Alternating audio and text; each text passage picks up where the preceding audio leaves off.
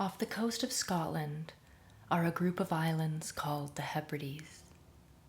These islands are surrounded by the Atlantic Ocean and what the local Gaels call a vale, and what English speakers call the Minch. This water surrounding the Hebrides is full of fish. These fish are very important to the culture and lives of the Gaels who continue to live in the Hebrides today. Now, some fish are called kingfish, but how this was decided is where our story begins. One day, a gathering was held to determine who was the king of all fish. As lore goes, Poseidon held the gathering in the North Minch, which was known for having an abundance of fish. They arrived from near and far to decide. Bright red gurnards walked along the bottom on their spiky pectorals. Other species swam, from the deep to the surface, like the dragonet. Now you might be surprised to hear who was chosen. It was not the powerful conger or the fast mackerel. No, this fish is described as having a beautiful sheen that shifts from crimson to purple. When newly taken from the water, it utters a small cry, like that of a mouse.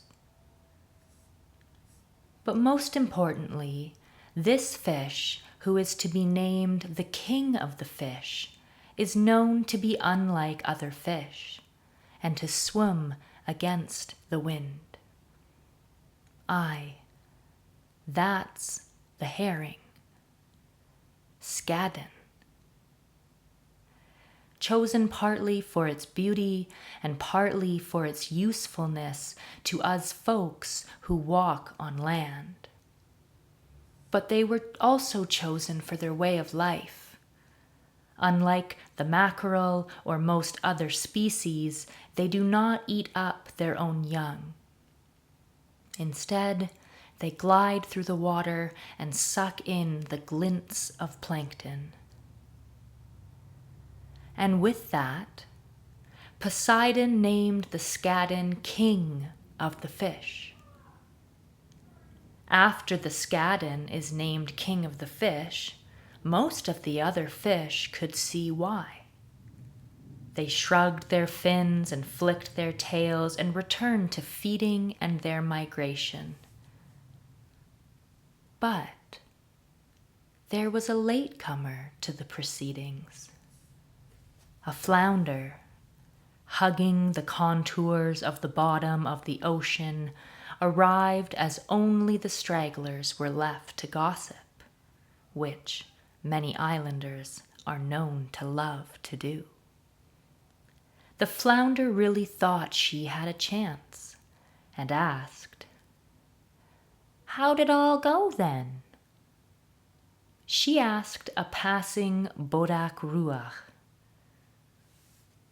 He said back, "Skadden is now the king of fish."